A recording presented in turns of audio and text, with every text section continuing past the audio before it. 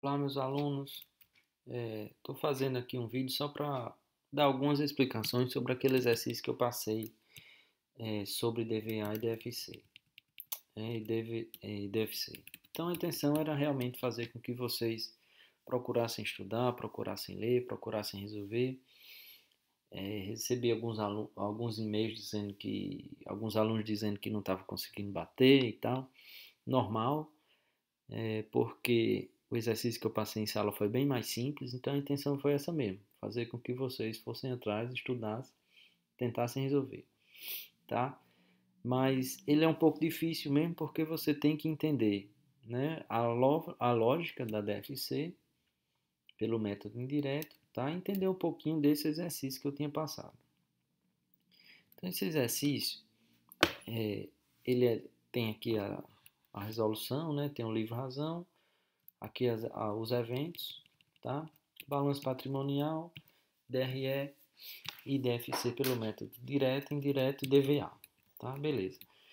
Então, o que é que vai mudar aqui da DFC pelo método direto e pelo método indireto, tá? Vai mudar essas atividades operacionais. Na verdade, a forma como elas são apresentadas. Aqui, eu só olho o caixa, né? Pelo método direto, eu venho aqui, olho o caixa e saio dividindo o que é operacional, o que é investimento, o que é financiamento, pronto. Resolvo tudo aqui, só olhando para o caixa. Mas como eu disse, as empresas não utilizam a DFC pelo método direto. Todas as empresas, né, ou a sua maioria, vamos dizer assim, utilizam a DFC pelo método indireto. Tá? E como é esse método? Qual é a grande diferença? A grande diferença é que, em vez de começar já pela, pelas modificações do caixa, né, eu começo ajustando o caixa. Nesse caso, antes de começar aqui então a explicar as atividades operacionais, eu vou mostrar o que é que tem que bater. Professor, o que é que tem que bater? Tem que bater isso aqui. Aumento das disponibilidades, que é a soma das atividades operacionais de investimento e de financiamento, tem que bater com a variação do caixa, do início do ano, menos o final do ano, menos o início do ano, vai ter que dar essa variação aqui. Então, se esse valor aqui estiver batendo com esse, está ok. Então, vamos lá. O que é que acontece? Qual é a grande diferença, então, da DFC pelo método indireto? Tá? Aqui eu tenho... Aqui, na DFC pelo método indireto, eu parto do resultado aqui do exercício, 24.698. A partir disso, eu tenho que fazer os ajustes de itens que não afetaram o caixa. Por exemplo, depreciações, amortizações, exaustões, né? Tudo isso não afeta o caixa. São eventos que ocorrem na contabilidade, que a gente faz na contabilidade apenas devido ao regime de competência que a contabilidade usa. Mas isso não altera o caixa, altera apenas o resultado. Então, como a DFC ele trata de caixa e não de lucro, a gente tem que tirar desse resultado esses eventos que não afetaram o caixa. Por exemplo, as depreciações, nós vemos aqui, ó, depreciações 6.900. Ele diminuiu do resultado geral 6.900. Então, para ajustar, eu tenho que trazer com sinal positivo, 6.900 mais, adicionando, colocando de volta esse valor que foi retirado das depreciações. Amortizações. No exercício anterior, acho que no arquivo que eu mandei para vocês, eu tinha colocado até aqui a amortização do seguro. Mas na verdade na DRE não aparece como amortização do seguro, aparece despesa do seguro, de seguro. Apenas o fato que a gente chama, né, na contabilidade de trazer, apropriar pelo regime de competência a despesa do seguro é apenas um evento é um lançamento, né? Não quer dizer que o nome dele é amortização, né? Então, essa despesa antecipada que a gente pagou do seguro, quando a gente traz para a DRL, não vai entrar como amortização do seguro, e sim como despesa do seguro mesmo, daquele período em que foi encerrada a DRE, tá?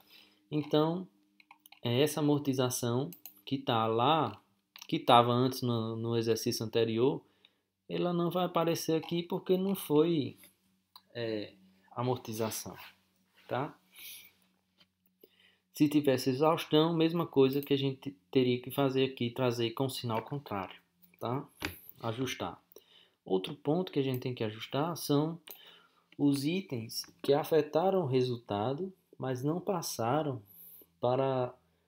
alteraram o ativo circulante ou o passivo circulante. Nesse caso, essa receita financeira, ela entrou aqui como geral, 8.880, só que parte dessa receita era de um investimento.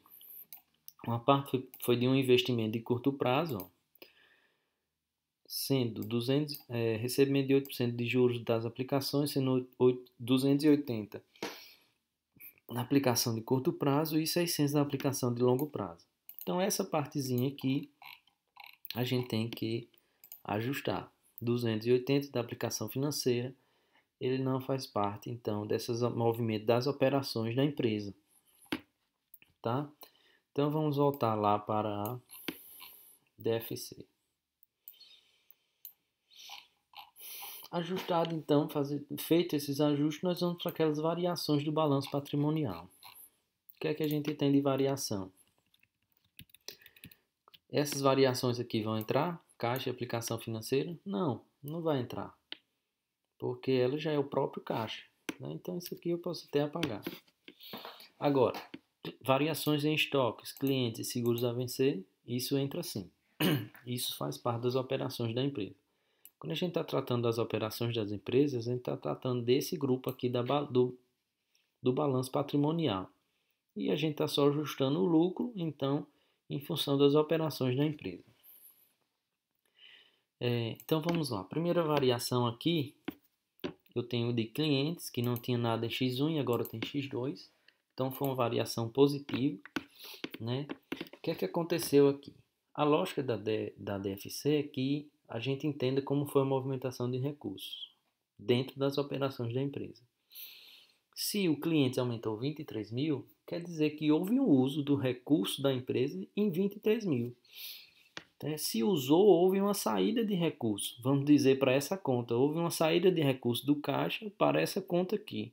Saiu do caixa e foi aplicado em clientes. No caso aqui, como houve um aumento de 23 mil, sinal positivo, quando a gente traz para DFC, a gente traz com o sinal contrário. Houve então uma saída, né, de 23 mil para clientes. Essa mesma lógica a gente vai utilizar para todas as contas do ativo de circulante. Por exemplo, estoque. A variação foi negativa. Então, ela vai lá para a DFC com sinal positivo. Quer dizer o quê? O estoque era 20 mil e agora o estoque é somente 10 mil. Quer dizer que houve uma liberação de recursos de estoque para a caixa, né? Assim, entre aspas, e de 10 mil.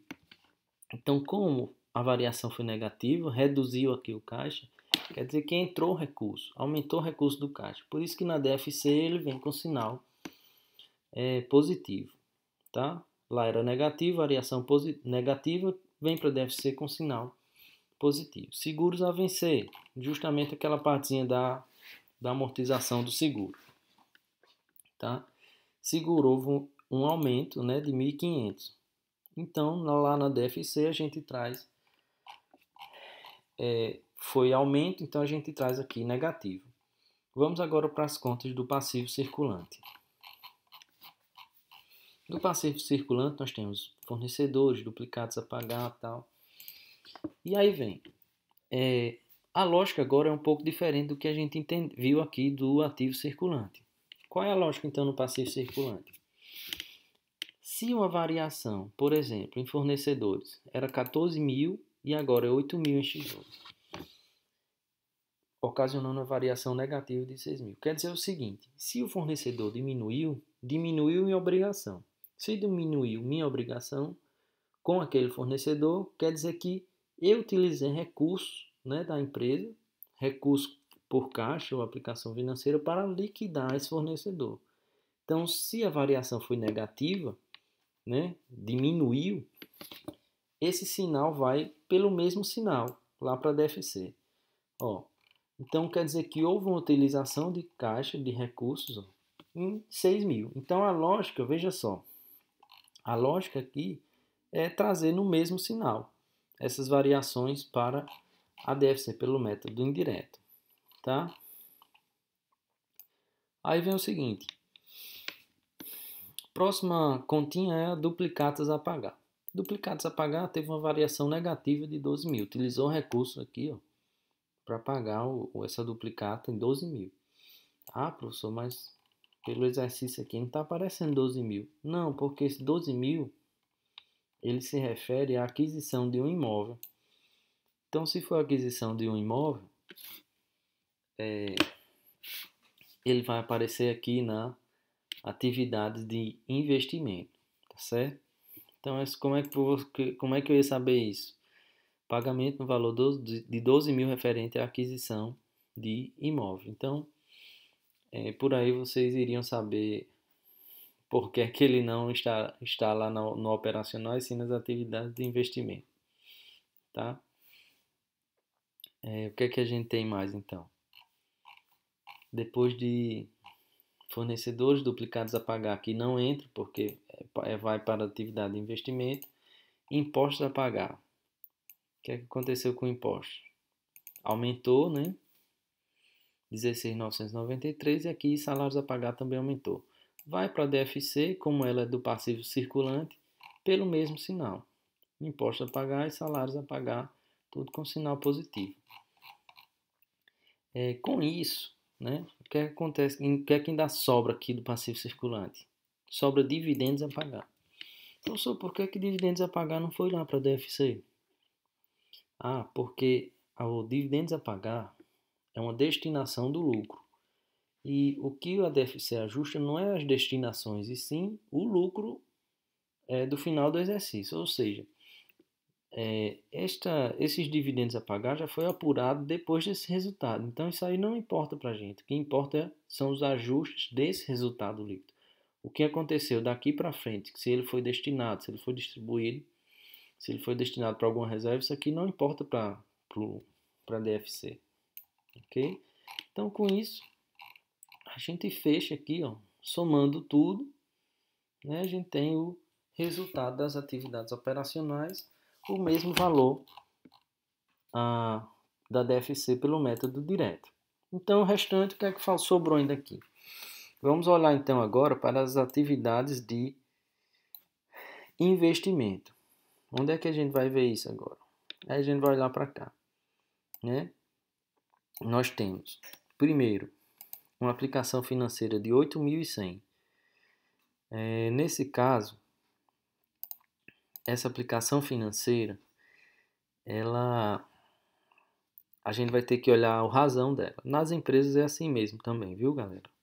A gente vai, essas contas lá do balanço, essas contas de imobilizado, como elas não têm tanta movimentação, a gente vai lá no razão e o próprio programinha, você diz que aquela é uma conta que participa da DFC e ele mesmo já calcula isso aí. Mas veja o que é que aconteceu aqui nessa conta. A aplicação financeira de longo prazo foi de 7.500 e rendeu 6.000. Essa diferença de 6.000 já foi lançada lá nas operações, ou já foi ajustada lá nas operações da empresa. Tá? E 7.500 foi quanto realmente foi destinado para aplicação financeira de longo prazo. Então, por isso que as atividades de financiamento ou de investimento aparece aqui somente 7.500. Também foi adquirido um veículo no valor de 35 mil. Onde é que eu vi isso? Veja, essas depreciações aqui não vão para a DFC porque já estão contemplados. Na verdade, a gente está tirando essas depreciações que elas não alteram em nada o caixa, né? Então, o veículo fica aqui com 35 mil, alterou, fruto das atividades de investimento. E das atividades de financiamento é só a gente olhar aqui para esse grupo aqui do balanço patrimonial.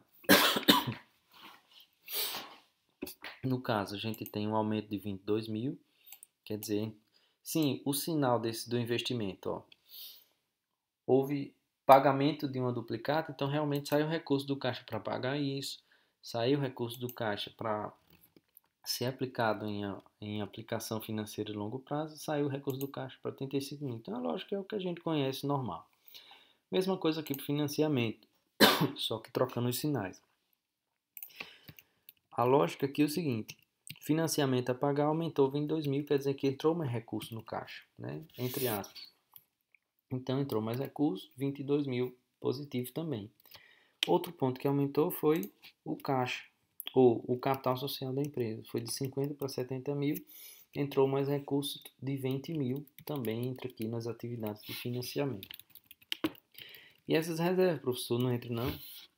Não entra porque são justamente as destinações do lucro. Não importa para a DFC. Ok, com isso a gente encerra então o entendimento sobre a DFC pelo método indireto. O que é que a gente tem aqui da DVA? Tá? A DVA é simples, a gente faz só uma reestruturação da DFC, né? Começando então pela receita bruta, né, de 80 mil. Essa receita bruta eu tenho que explicar de onde veio, né? 30 mil foi de receita de venda, 50 mil de prestação de serviço. Tiro aqui, segundo ponto tiro os insumos adquiridos de terceiros. No caso, isso foi o custo da mercadoria vendida. Deixa eu diminuir aqui.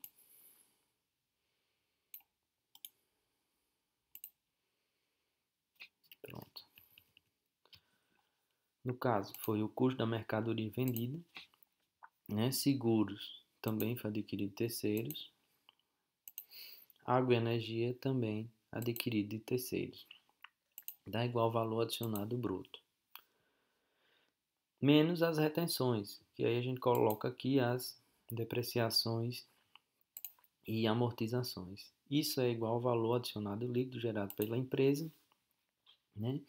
Mais as riquezas recebidas em transferência, 880, que foi a receita financeira, dá igual ao valor adicionado para distribuição. A quem é que eu vou distribuir então esse valor adicionado? Vou distribuir ao governo, tá? Em partes de impostos, tirado tudo a partir daqui, né? Imposto de renda e CSLL. E também os impostos sobre vendas. Parte também foi para os salários, 12 mil, né? Tá aqui. Também remunera aí capital de terceiros, os 2 mil aqui da despesa financeira. Os dividendos, que ficou a distribuir, e as reservas. Então, com isso, a gente tem a demonstração do valor adicionado, o quanto foi gerado de riqueza e o quanto foi distribuído. Veja que é uma nova visão da DFC, né? Também bem diferente, bem interessante. Então, galera, acho que deu para dar essa geral, então, no entendimento da DFC pelo método indireto, tá? A gente pode, quando eu voltar na próxima aula,